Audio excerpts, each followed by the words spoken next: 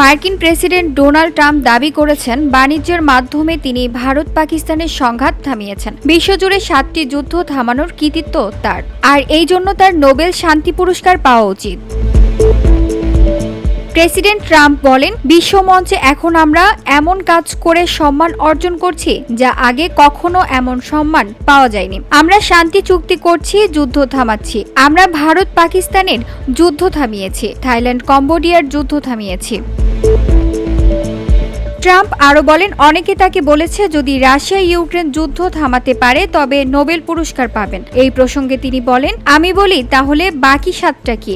আমার তো প্রতিটির জন্য আলাদা করে নোবেল পাওয়া উচিত। তারা বলল রাশিয়া ইউক্রেন যুদ্ধ বন্ধ করলে পুরস্কার মিলতে পারে। আমি বলবো আমি তো 7টা থামিয়েছি, এটা তো মাত্র একটা, যদিও বড় যুদ্ধ এটা।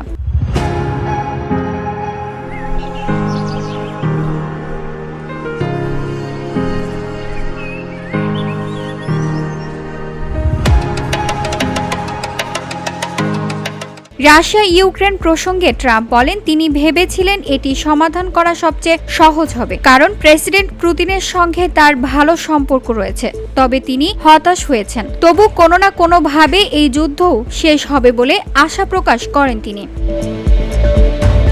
VOD Bangla news desk.